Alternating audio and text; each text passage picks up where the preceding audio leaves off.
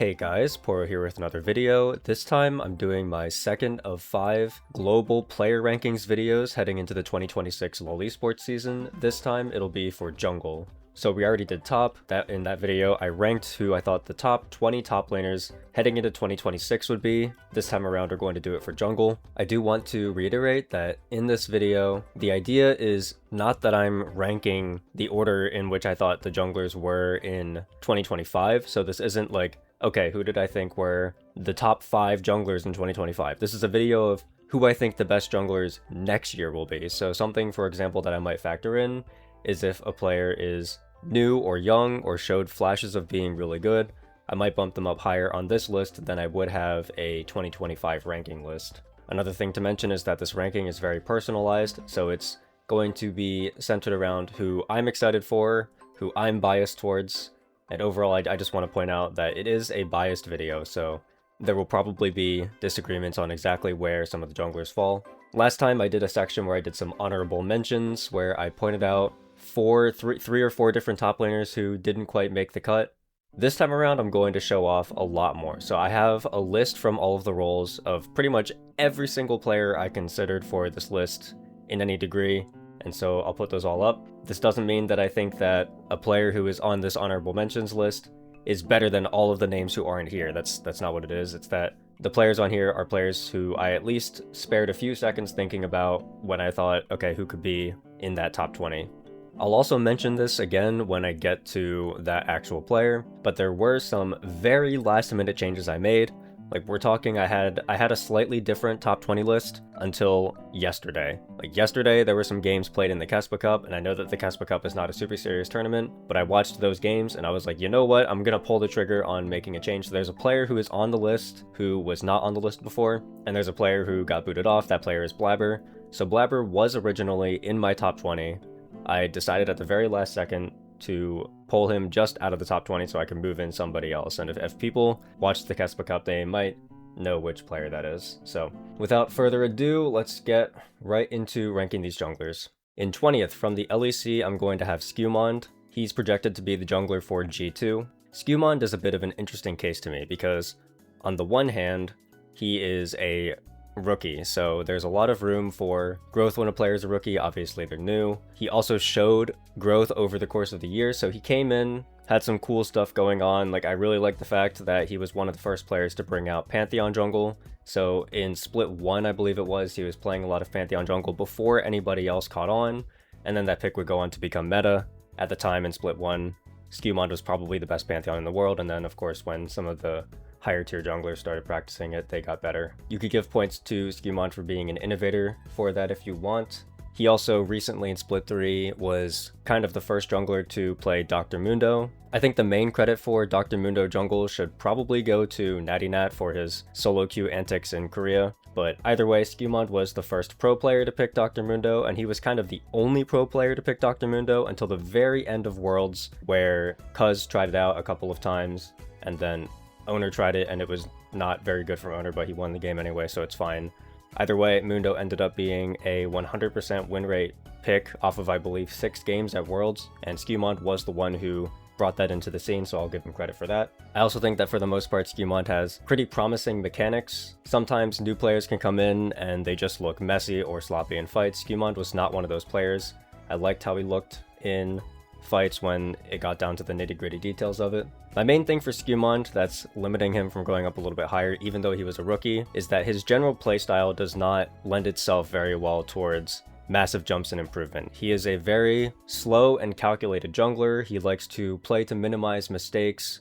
A lot of times he's content to power farm his way through early game, take objectives that are guaranteed, go for ganks and dives that are guaranteed kills. And because of that, there are a lot of opportunities that he can miss to get ahead sometimes. G2 spent portions of the year having a very passive playstyle, especially in Split 2, a little bit in Split 3, but especially in Split 2 and MSI. G2 were a very do-nothing kind of team, and a lot of that was because of the decision-making that Skewmond had in the early game and mid-game specifically. I do think that as we got into Split 3 and Worlds, he shed that a little bit. He became a little bit more active, but it still wasn't the type of active that I've seen from very many of the kind of higher tier junglers.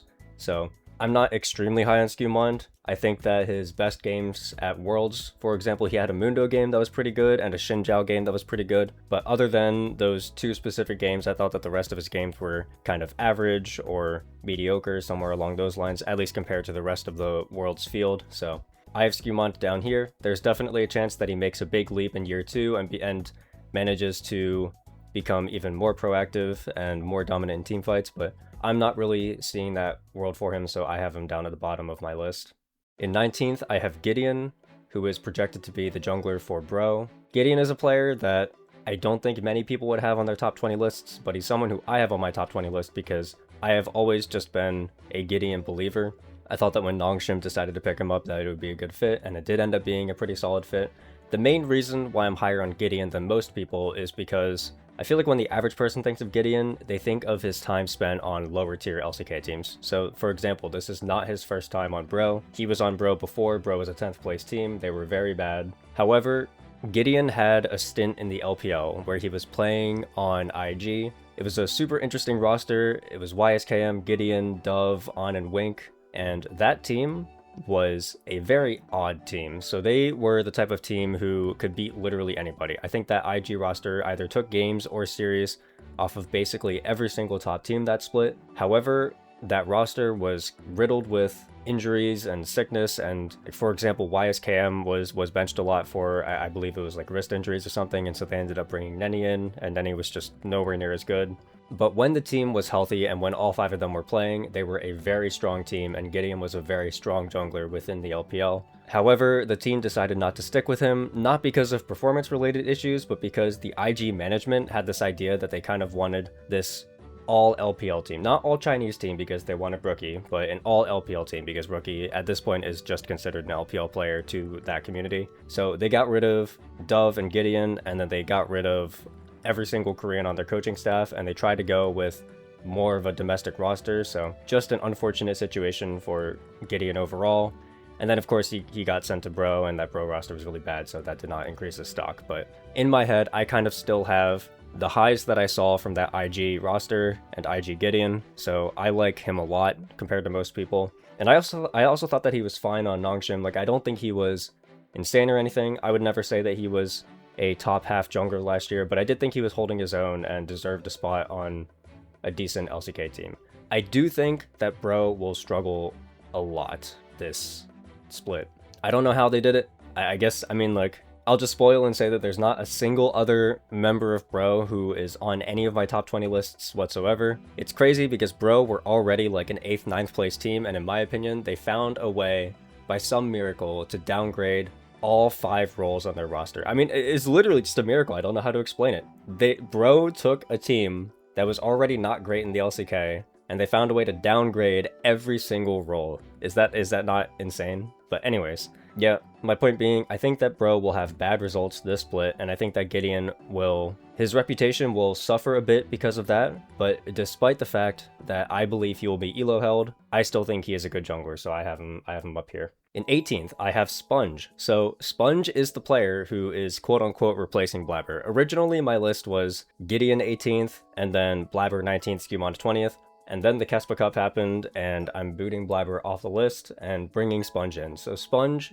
in the Kespa Cup, was playing like a top 3 jungler out of the field that was there. So, you know, that's nothing to scoff at because there are some good junglers there, like Owner, Kanavi, Lucid. Canyon played a game, although Canyon did not look good. Raptor was there, so good players in that tournament, and Sponge has been especially good to me. In that series against Cloud9, he had basically 3 really good games. Like, he had a really good Kiana game. In game 3, he whipped out Jace jungle, and I was pretty skeptical because I think that Jace jungle is actually not that good, but Sponge made it look good. He was playing it pretty similar to kind of how you would play a Nidalee jungle, where he was just being super annoying with the poke and power farming his camps and making sure that he was ahead of the pace, and he had a super high impact in that game. So in the past, I haven't been super high on Sponge, and the Kespa Cup is not a super serious tournament, but because of how well he's been playing in the Kespa Cup, I'm a little bit higher on him coming into LCK, and I expect him to be decent. There are also, I mean, there's some crazy stuff that happened with Sponge in this offseason. I guess I'll touch on it a little bit. I'll mention it more when I do my LCK power rankings video, but yeah, Sponge had some crazy shit happening in the offseason where we didn't know where Canyon was going, and Gen G looked like they were going to let go of Canyon for a bit, and then it looked like they weren't going to be able to get Kanavi and they weren't going to be able to get Tarzan, and so people were like, holy shit, who's going to be the jungler for Gen G? And people were scouring the options, and they were like maybe Krako, maybe Sponge. And then so for a while the rumor was literally Gen G Sponge, which would have been absolutely insane. Imagine Keen, Canyon, Ruler, and Duro, and then Sponge. That would have been, oh my god, that would have been crazy. But yeah, Sponge did not end up in that situation. He is going to be the jungler for Nongshim, and yeah, I'm looking forward to it. I think the Nongshim roster looks super fun. In 17th, I have JJ. JJ is projected to play on Weibo, I believe. Yeah, see, no, he's not projected to play on Weibo. He is playing on Weibo. He's one of the few players in the LPL who have confirmed their spot, so it will be Weibo JJ. JJ's kind of had an interesting path. So obviously when he was on EDG, he was really good. He ended up winning Worlds in 2021. Teams viewed him as elite. In the past years, though, it's definitely been way more up and down for him. So there was an iteration of EDG that had Leave on it, and that roster had some internal issues where Leave basically thought that JJ was dog shit, and he was caught shit-talking JJ, either on an online forum or... No, what it was that Leave made a burner account on... Maybe it was Weibo, I don't remember exactly what social media platform it was, but Leave made a burner account to shit-talk JJ and talk about how trash JJ was. And then he got caught. And then after that, there was just a lot of internal issues where it's like, okay, well, I guess nobody on this team can trust each other anymore. So JJ's performance dipped because of that. And then after that, he was not regarded as widely. He ended up in 2025 bouncing back and forth between some teams. He started on IG. IG were not super impressed with how he was playing. They ended up replacing him with Wei, and then JJ had a stint on FPX where he also was, he was fine. There's a reason why I have JJ all the way down here despite his pedigree, and that's because it has been rough for JJ in the past couple of years. I still think he is good. I think that he is a player who gets over-hated by the general community at this point. I think that people think he's worse than he is. I expect him to be, you know, a solid jungler, a middle of the pack LPL jungler. He definitely has the ceiling to go higher, but I think he'll need some time to ramp up, especially because this is a new team. Although, you know, this Weibo roster, it's looking scary. The projected roster right now is Zika, JJ, Xiaohu, Elk, and Urha. If that is their team, they should be good. They should be fighting for probably, you know, a top 4 spot, maybe even top 3. You know, now that I'm thinking about it, expectations for JJ will probably be pretty high coming into this year. I'm not going to move him up or down any further, but yeah, I mean, essentially, if JJ still got it, this roster is the type of roster that's good enough that he'll kind of have to prove it. So, looking forward to seeing him. I think he'll be fine. In 16th, I have Yike. So, once again, this is pretty much going to hold true for every single player who is on that KC roster. The placement might look a little bit funky because KC had a very, very weird split 3 where they had a lot of internal issues. One of their coaches was doing screwed up things. The players were not getting along well. And because of that, their performance in split 3 was not as good. And then they got to split 3 playoffs and they were pretty bad. They ended up losing the World's Qualification Series to Fnatic. So pretty much everything that happened to any of the players on KC in Split 3 and Split 3 playoffs, I'm kind of removing from my memory a little bit. I'm going to give them benefit of the doubt for those. And because this list, once again, it is not a list on me ranking where I thought all the junglers were in 2025, because if that was the case, then Skewmont would be above Yike. This is a list of where I think they will be in 2026. And KC is a team I'm super excited for their roster. I think that they have a super high ceiling. I mean, like, we're gonna get, you know, the second year jump for Kalist. They've got Busio, who I think is probably the best Western support right now. Yike is a player who's super exciting. Kana is arguably the best top laner in the LEC, so they've got a lot of fun stuff going on. I think that this KC roster has potential to be really good. So because of all that, it makes me want to move Yike up to the best projected jungler for 2026. Some things that I like about Yike, isolated from the internal issues that KC had. Yike feels like a jungler to me who can play a super wide variety of champions at a pretty high level. I've always been impressed whenever he wants to pull out a tank, so if he's playing something like Poppy or Sejuani, I think he's pretty good. He is probably the best Western Ivern player. He's probably the best Western Lilia player. He always has these picks that he can pull out that other players can't necessarily pull out, and then he can just perform on it. So, and I also think that Yike was completely fine in the AD Bruiser meta. So basically, no matter what the meta is, I think that Yike will always be an effective player. So because of that versatility, I want to move him up. And then the other reason why I want to move him up is because every single time we've seen, well, not every single time, but some of the times that we've seen Yike go internationally, he has stepped up and played at the level of Eastern junglers, and that's something that can be difficult for Western junglers to do. It's not something that we see very often. Like, I think, for example, Blabber is a jungler who I might rate a little bit higher if he played better whenever he went internationally, but for the most part, whenever Blabber goes to an international tournament, I feel like he is not playing quite as well as he does domestically. Yike is not a player who I'd have that issue with. If Yike goes to an international tournament, I trust him to play well. In 15th, I have Histo. Right now, I believe Histo is actually not projected to play anywhere. My assumption would be that he's going to stay with Secret Whales, but a lot of crazy stuff has been happening in the LCP, so don't know for sure. For now, I will assume that he's staying with Secret Whales. Histo is a super exciting jungler to me. He was somebody who was probably one of my 2 favorite players heading into Worlds, the other one being Dire, just because Secret Whales, I'm such a big fan of them. Histo and Dire are both these super young players. Dire, I believe, just turned 19, but he was 18 at the tournament. Histo was also 18 at the tournament, but he spent most of the year being 17, so he's like extremely young, super new. Both Histo and Dire were rookies, and domestically, Histo was playing really well. I think that, honestly, no, I don't even think. I'm pretty sure that most people would agree that Histo was the second best jungler domestically. The best one, of course, being Junja, but Junja's a completely different beast, so Histo was behind him, but he was second in the region, and the LCP ended up being a pretty strong region. And I also think that when they went to Worlds, Histo was the best player on his team. I thought that there were a lot of players on his team who were either playing at the level that I saw from them domestically, or they were underperforming. Histo was a player who I thought was overperforming. He felt like he was super in the zone internationally, and that's a really big thing for me whenever I'm looking at new talent, is how do they respond to the pressure of an international tournament. And Histo was responding great. He had really good games on multiple champions.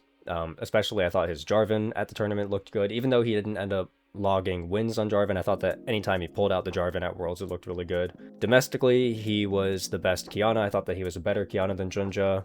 He was also a really good Nocturne, which honestly, it's kind of funny. I think that Nocturne is maybe just a VCS thing, because Levi's always been a Nocturne player, and now Histo's coming in and he's super good at Nocturne. Secret Whales would essentially, if you didn't ban Nocturne Orianna against them, they would prio Nocturne Orianna like game 1. And we never got to see that at Worlds because teams permabanned Orianna against them, but yeah, the Histo Nocturne is really good. One thing I really like about Histo is that he is an incredibly creative jungler. I feel like he is always looking for these super aggressive plays. Secret Whales as a team were always looking to try to get as much of a lead early as possible. They would set up all of these dives, they would go for creative rotations, and they would get out of early game with massive leads against pretty much any team they played against. Even CFO, they had leads against CFO. And I think that a lot of that was due to Histo's pathing. I thought that Histo was pretty much always in the right place at the right time to make something productive happen for his team, which is a quality that not all junglers have. Like, for example, I was mentioning earlier that I think that Skewmond is a little bit risk averse and can miss opportunities because of that.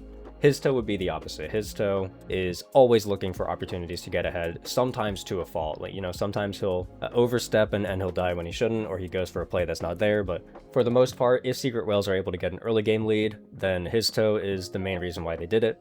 And Secret Whales were the best early game team coming out of the LCP. So I think that the year 2 leap for Histo should be pretty good. I have a lot of faith in him to be really solid. In 14th, I have Shadow, and I think that this might be a little bit of a lower placement than people might be expecting, because the general impression that I got after Summer Split and Split 3 is that people were saying that Shadow was contesting the top jungle spot in LPL. He was right up there, like top 3, top 4. My opinion of Shadow is that he has, for the duration of the time that he's been in LPL, has floated around like the 8th, 9th, 10th place range. And if we were looking at just LPL junglers, that's actually exactly where Shadow would be. So Shadow, if he was still in the LPL this year, he would have been my projected 8th best LPL jungler.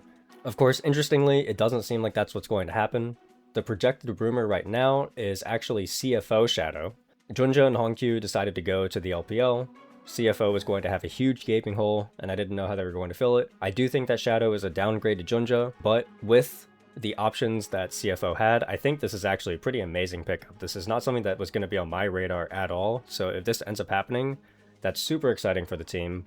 and I think that Shadow will come in and will be expected to be the best jungler in the LCP. The reason why people are so high on Shadow is because he had this stretch in LPL playoffs where he was really, really good, where he was bailing BLG out of these series that they should have lost. Like, for example, the first series against Top Esports in upper bracket finals, they started out with Beichuan, it wasn't really working out that well. It seemed like Top Esports had the momentum and they were going to win the series, and then they subbed in Shadow, and Shadow played some really good games and bailed them out. And that was pretty much the story of LPL Split 3 playoff Shadow, is that anytime BLG were struggling, they would sub him in and he would bail them out. And because of that, people were super high on Shadow coming into Worlds. Then at Worlds, Shadow was not good at all. I mean, like, all of BLG weren't good, but especially Shadow I thought was just not playing well.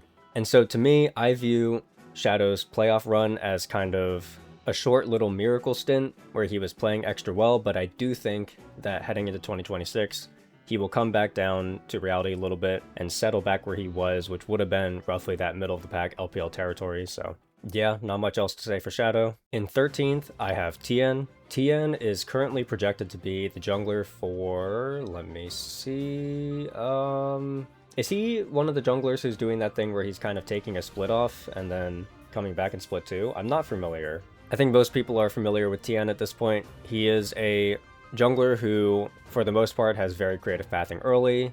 He can get stuff done on the map. He likes to go for invades, and a lot of times those invades are successful and gets his team advantages. He also has it in him to kind of put the team on his back and carry really hard if the team needs it sometimes. For example, I always think of like his Viego as being pretty good for the most part, even though Viego wasn't necessarily in a good spot last year. The issue with Tien is that sometimes he can be known as a choker. So whenever it comes to LPL playoffs or if he goes internationally, there's this sentiment surrounding Tien that he plays a lot worse, and I do think it's true. I do think that when Tien gets into big moments nowadays, he does falter a bit, and that does affect his placement a lot for me. If a player does not really have it in them to play to their ceiling or even play to their average performance whenever they get to high stakes playoff matches or an international tournament, I am going to be a little bit lower on them. Kind of the Tien effect, it is what it is.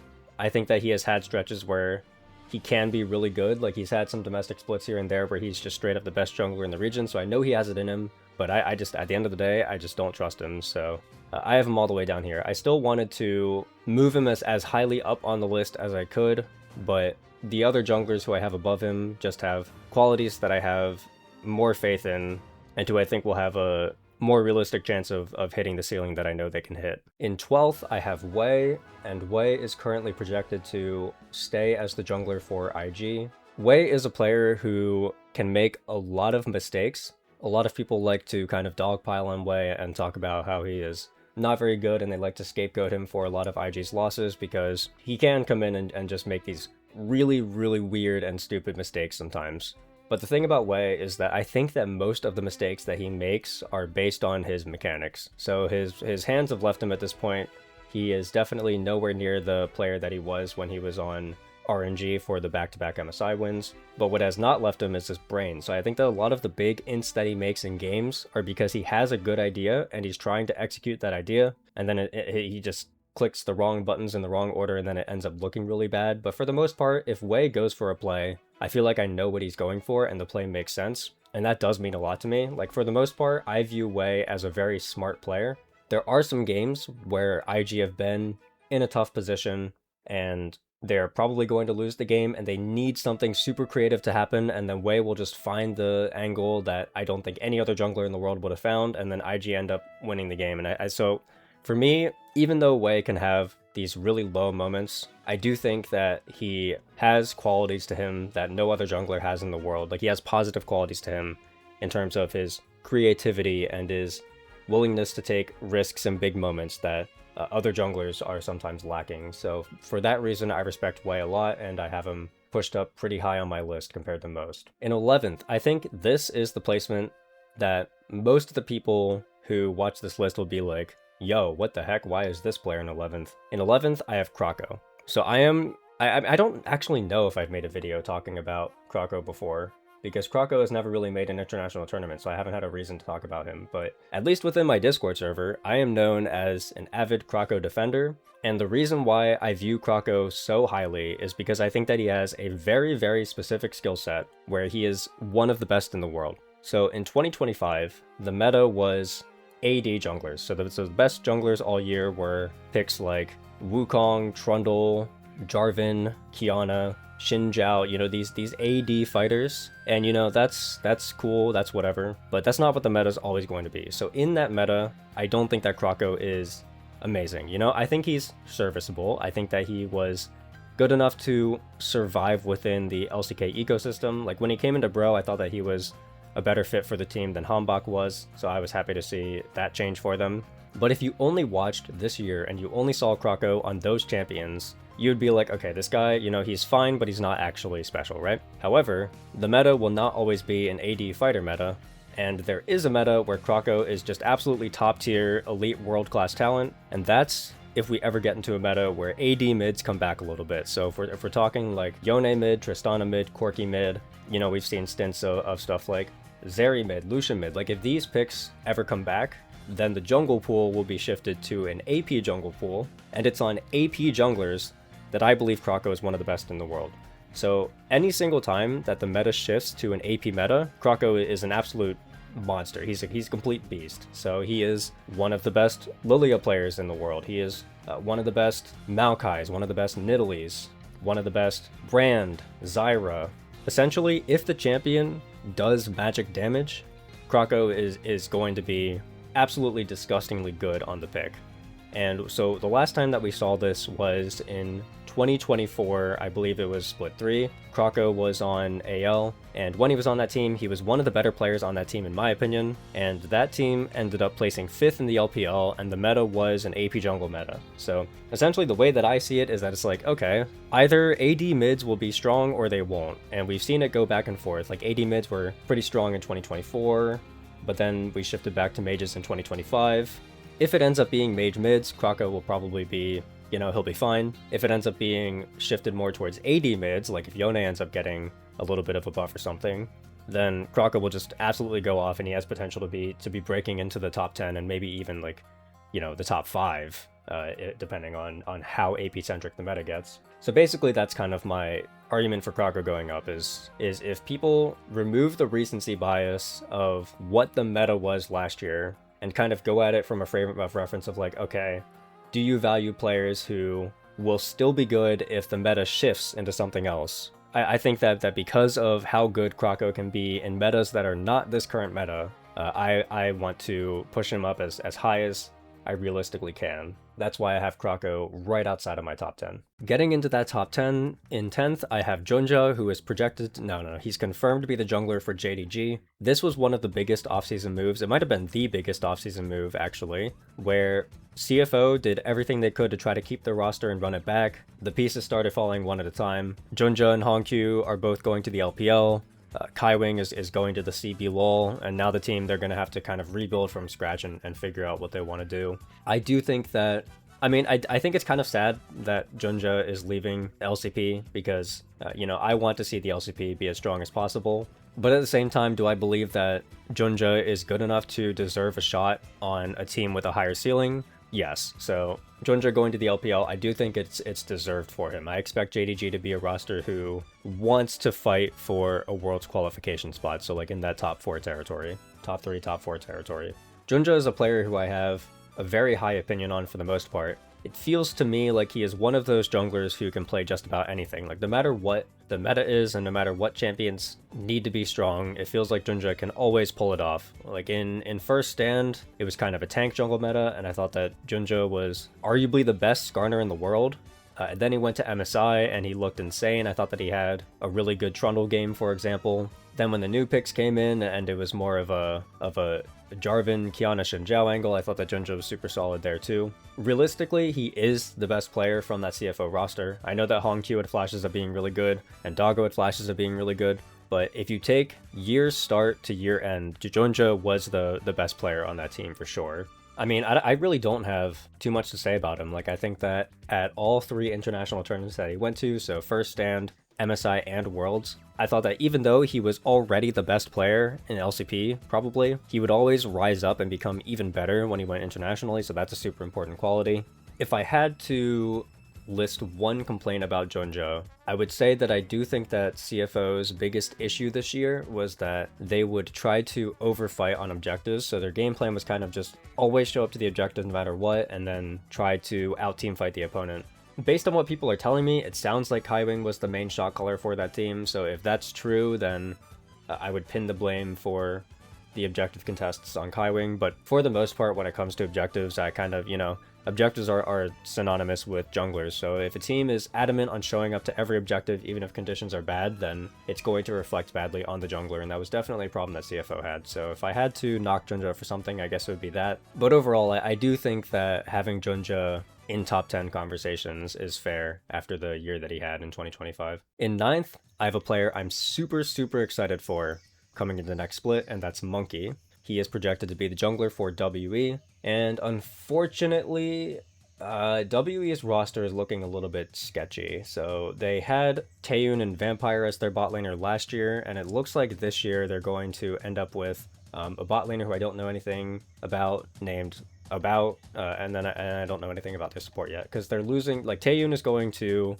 Nongshim, and then Vampire is going to JDG, so there is a chance that WE just end up worse than last year, and Monkey ends up not looking really good. But Monkey was a rookie last year, and he was probably the most psychotic jungler I've watched. Like, in terms of how much impact a jungler has early, Monkey was up there as arguably the highest in the world. It felt like he was always going for like 5 plays early game, and he was the type of player where 4 of the plays would be really good and they would work, and then 1 of the plays would be terrible and it wouldn't work. So anytime that you watched Monkey play in WE, you would never have any idea of what to expect. He would either make a few bad plays and then WE would be out of the game entirely, or he would make a bunch of good plays and now WE have this lead against a monstrous team. Like, there's a reason why WE got all the way up to, I believe it was 4th in Split 2. Like, they got really far in Split 2 playoffs, and Monkey was definitely the best player on that team. WE as a whole were a really interesting team because I feel like they identified that in terms of macro, they could not contest any of the top teams. So they took the CFO approach, where they were like, okay, let's just show up to every single objective and fight it no matter what, and if we win, we win, and if we lose, we lose. And then so when there's a team like that, they're really exciting. CFO, I did have some issues with their approach because it felt like they would show up to every objective, but they wouldn't even commit to it. Like, they would show up to some objectives 3v4, sometimes they would show up 4v5 when they would have their 5th member in a side lane with teleport up, and then said side laner would just not teleport to the dragon at all. And so CFO, they would pick some really stupid objective fights, but for the most part, if WE was going to fist fight you for an objective, they would bring their entire team. Like, they would drop sideways and they would drop turrets and resources to make sure that everybody was at the team fight, so that way they could decide the entire game there. It was a very exciting style. So I view Monkey as a bit of a psychopath. I think that mechanically he's super talented. I think that in terms of like confidence levels and aggression, he's right up there, top of the world. If he ends up making a jump and being super insane, I wouldn't be surprised. I just think that the one thing holding Monkey back is that I don't know if I trust the rest of his team to keep up with him. But regardless of whether he ends up being good or not, what I would say is that if you ever want to just have fun watching a League game, just turn on any WE game and then just watch the shit that Monkey is doing, because I don't know, his brain is weird. He just does stuff and it works. He just kind of has the magic touch. Like, he just does stuff and it works. I don't know how to explain it. In 8th, I have Lucid, who is going to be the jungler for D+. Lucid is one of the players who is on that super dominant DK Challenger squad, the one that had Thanatos on it. And then after that, Thanatos was out, and then Cebu was in, and the team was still super dominant. But either way, Lucid was one of those super promising Challengers players, and he has come in 24 and 25 and looked about how you would expect. He's got super insane mechanics. He can carry a game if he needs to. Sometimes he makes these like stupid young player mistakes, but it felt like in 2025 he was cleaning it up a bit. At the start of 2025, D+ were looking to be a super scary team. They got through LCK Cup undefeated, I believe, and people were thinking that maybe they would go to first stand, and then they ended up being way worse in the coming 2 splits. The main issue with the team was that Showmaker was making a lot of mid-late game mistakes, aiming was playing really bad, Barrel was not that good, and it felt like, for the most part, the best player on the team was definitely Lucid. Then the DK documentary comes out, and it turns out that CV Max is just a very aggressive fit for the team, and there were players who were not subscribing to CV Max's philosophy at all. I guess the main point that I'm trying to say is that Lucid was the best player on their team. Amidst all of the chaos, he remained looking pretty solid, and I think that his trajectory is only going up. I have a lot of belief that he will be very good in the coming years. I don't know when he's going to make that leap to become, you know, a top 3, top 2 jungler in the region, but I do think it's coming at some point if he continues on the path that he's at. In 7th, I have Inspired. I would say, if you take the entirety of 2025 and then just rank the junglers based on how well they did in 2025, you would have a clear top 5 of Tarzan, Owner, Kanavi, Canyon, and Inspired. I think that would be your top 5, and that Inspired was in that top 5 the entire time. Then I also think that when Worlds came around and Fly completely collapsed, I thought that Inspired was by far the best player on his team. He felt to me like the one player who was keeping it together and still playing at an elite level. He had a really bad Jarvan game against T1, and then pretty much apart from that, every single other game that he played, he was the best player on his team, regardless of whether Fly won or lost. And I think that that's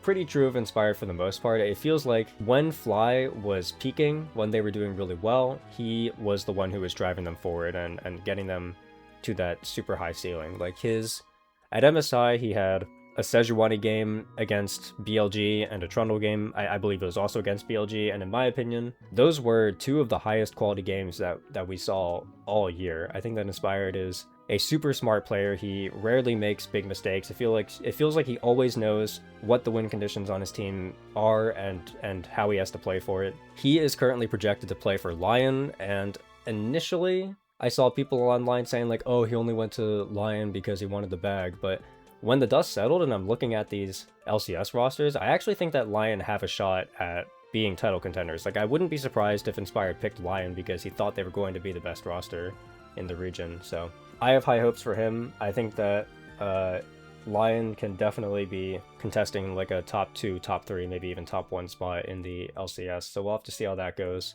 But basically, Inspired, even though he is a Western player, he is absolutely that insane. He is up there, top tier with some of the other players. The reason why I have him down in 7th instead of the top 5 that I mentioned earlier is because there are 2 other junglers who I did not think were top 5 over the course of the year, but I expect to be pretty solid coming in. So we'll talk about them when we get there. And in fact, one of those is going to be the next spot. In 6th, I have Cuz, and Cuz is expected to be Cuz is the jungler for KT again. KT have some weird shit going on. They're keeping their top side of Perfect, Cuz, and BDD, and then they're going with this new bot lane of aiming and ghost support. So I have no idea how ghost support is going to look, and also I obviously am not going to cheer for a team with aiming on it, but the main thing with Cuz is that Cuz is just a super solid jungler. He is always kind of floating in that top half LCK range, so I have a lot of respect for him.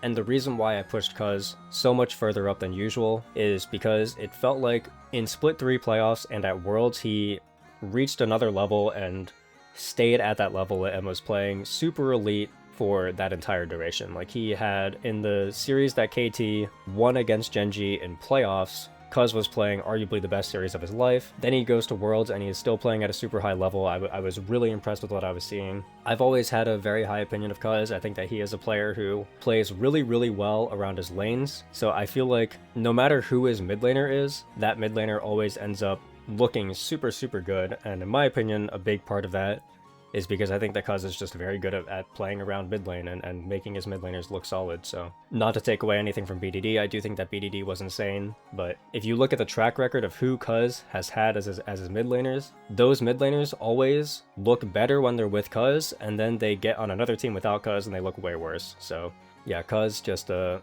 super proactive jungler, very good at playing around lanes, very consistent for the most part. And then I'm giving him the extra nod because of how well he played in Split 3 playoffs and Worlds. Getting into the top 5. In 5th, I have Canyon. So Canyon is a player who, if he is playing at his best, his ceiling is best in the world. I think that everybody knows this. Everybody knows that Canyon can be the best jungler in the world, and he is probably at this point the greatest jungler of all time on most people's jungle list. He is a farm-first kind of player who wants to get himself ahead and have more of a say in actually carrying his team in mid and late game fights. The best metas for him are always the power farming metas where you have champions like Graves and Nidalee. This meta was not that. Like, we had some junglers who did need to kind of make more stuff happen early, like Kiana, Jarvan, Xin Zhao, these kinds of picks where you want to do stuff pre-6 and get your team ahead, and then your champion doesn't scale quite as well. And the main reason why I have Canyon as low as I do is because he had a stretch of time for roughly about 2 months, like a whole 2 months in Split 3, bleeding into Split 3 playoffs, bleeding into Worlds, where he was, I mean, he was just bad. Like, I don't want to sugarcoat it. He was just playing bad. Like, he was the clear worst player on his team. It felt like Genji, when they won, they would just win without him. Like, he was playing super passive and doing pretty much nothing, and then in the games he would make a whole bunch of mistakes in mid and late game, but it just didn't matter because the team was too far ahead and they were playing too clean without him. I think that in the series that Genji lost against KT domestically, Canyon was having an absolute stinker of a series. I thought that when Genji lost to KT at Worlds, it was the same thing again, where Canyon was just not playing well. I still have the belief that Canyon can be the best jungler in the world, but I'm not going to push him up because he was just so mediocre for so long that he needs to kind of prove himself to me before I'm willing to move him up again. In fourth, I have Shun. Shun is going back to BLG, so a whole bunch of shit going on with the BLG jungle situation, all for them to just circle back and go with Shun again. So they had Shun, and then they brought in Wei, and then that was kind of working, and then so they got Shun off the team, and then they brought in Beichuan, and then they brought in Shadow, and then all this shit's happening, and now they're back to Shun again, so, you know, all of that for nothing. Based on the roster that BLG have constructed, they should be the favorites to win LPL, and if they don't win, it's going to be a disappointment. Shun in 2025 was an interesting case because it felt like JDG was just a dysfunctional team. They started out with Ale. Ale was not good enough to stick around. Scout was playing probably the worst year of his life. They were having issues with support, so they swapped around support, and then they ended up with Zhuo, and Zhuo is not a player who is on my radar as being like a very good player. Mostly when I think of Zhuo, I just think of the time he spent with Fodic, and I don't have a high opinion of Fodic either, so I would say, for the most part for JDG, it was Shun and Pays were the two best players on that team, and if JDG was winning, it's because those two players were carrying. Shun specifically, I thought in Split 1 that he was the best jungler in the world. Even though JDG didn't win LPL and they didn't go to first stand, I had Shun as my number 1. Then heading into Split 2, I definitely pushed up, you know, like Tarzan and Owner and maybe Canyon above him and stuff, so, but I still had Shun in my top 5. Then in Split 3, he kind of fell off, and I would have had him more in like my 7-8 range, but I know Shun can get there. I know that Shun has potential to be the best in the world, and I'm giving him a little bit more benefit of the doubt over Canyon because Canyon had, you know, arguably the best roster of the year with him, and then Shun had this super dysfunctional roster where on any given night, any player on the team could just be playing like shit and drag the entire team down. So yeah, Shun benefit of the doubt. I think that he is going to be really, really good, especially since he's going to have a good team around him next year, so I have him all the way up in 4th. In 3rd, I have Kanavi. Kanavi is going to be the jungler for HLE, and it's going to be a super exciting team because they also signed Guma, so Zeus, Kanavi, Zeka, Guma, Delight, that just sounds like a super electric roster to me. I'm excited to see how they look. Kanavi, at least domestically, was the best jungler in LPL. I think that whenever it came time to go international, Tarzan was the one who would step up and would be super insane, but domestically, Kanavi was really good on top esports. Everybody on top esports would have these stints where they were inconsistent and making a lot of mistakes, and Kanavi is not immune to that, but for the most part, it felt like in almost every game, Kanavi was being super aggressive early and was getting his team leads and was out pathing and out jungling the other jungler. Heading into Worlds, I had him as top 2, top 3 territory. Then Worlds happened, and oh man, Kanavi was not good at Worlds. Like, people who watched my Worlds content will already know I had my fair share of rants against Kanavi's gameplay, but realistically, Kanavi had one extremely bad series against T1, and then for the rest of the tournament, he was no worse than the rest of his team. Like, it was mostly just a top esports collapse. How much do I weigh Kanavi's one bad Worlds versus the entire rest of his year where he was really solid? And I think that I'm going to value the rest of the year, and especially now that he's back in the LCK, he has a really solid team around him. I expect it to be an element where he can perform better. I mean, like, it's the top esports curse. Basically the reason why I have Kanavi up this high is because I just think that top esports has something going on where players will join top esports and they'll just play way worse internationally. And now that he's free of the top esports curse, he can go back to being really solid again, like when he was on JDG and was considered one of the best in the world and stuff. So yeah, Kanavi top 3 for me. In second, I've got Owner. I think it speaks volumes to how good I think Owner is if I have him up this high and I was as unimpressed with his Worlds run as I was. I think that at least compared to the last 2 years, so compared to 2023 and 2024, I thought that Owner was not as good at Worlds 2025 as he was in those other 2 years. And Owner he's had stretches this year of being on and off. I mean, so have all of T1, but, you know, for the most part, Owner was pretty inconsistent this year, I would say. The thing for Owner is that when he was on, like when he was at his ceiling, I thought that he was the best jungler in the world. Like, for example, he had some really, really insane games in Split 3 playoffs. I thought that he looked pretty solid at MSI and in Split 2. Knowing the ceiling that Owner can have when he's in the zone, I want to push him up as far as I can. I don't really think I have to talk about Owner that much. I mean, like, he's a back-to-back-to-back world champion. I think everybody's pretty familiar with Owner's strengths and weaknesses at this point. Moving on to number 1, I have Tarzan. I think that for all of 2025, Tarzan was the best jungler in the world, and I don't see a reason for that to change heading into 2026. He's a ridiculously talented jungler. He can play literally everything, so no matter what champion is meta, Tarzan's going to be really good on it. And he's also a jungler who is willing to pick unique picks if he thinks that it can win them games. So like, he's had stretches in the past where Zac jungle was not really a pick that people were playing, but if Tarzan saw that you drafted an immobile mid and bot laner, he would just pick Zac and carry the entire game. He had something similar this year where Zed was a pick that was playable, but not very many people were playing it. But, you know, if he saw an angle to go it, he would just pick Zed and he would tear you to shreds. So I think Tarzan's got that going for him. That's the main strength for me when it comes to Tarzan. It's just that the guy can play every champion at a very, very elite level. And when you have a player like that on your team, it is so easy for your team to play and to pick up wins, because you always know what you're going to get out of that player. And it doesn't hurt that when Tarzan is playing really well, he's playing like the best jungler in the world too. I mean, like, he's got all of the traits that you would want from a top tier jungler. He has really smart pathing. He chooses his ganks and dives really well without missing many opportunities. He's a great team fighter. He has really solid mechanics.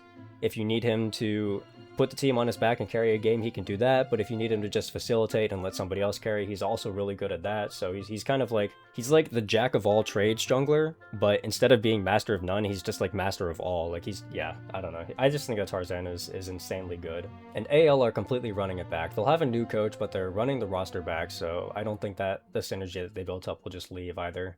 Yeah, nothing else to say for the jungle list. I've been talking for a while, and also my mouth has been really tired, so probably not the best day to do this, but I want to get these all out anyway. So yeah, that's the jungle list. Let me know if you agree or disagree with what my rankings were for jungle. If there are any players who I completely didn't mention at all, then let me know who you thought I missed. If you want to support my channel more, I have a Patreon, so you can check that out with the link in the description. I have 3 different tiers, each with varying amounts of benefits. If you get the $10 tier, I'll even draw you a custom Poro, and that will show up on the end screen here. But I have nothing else for you all, so thank you all for watching, and I'll see you next time. Bye.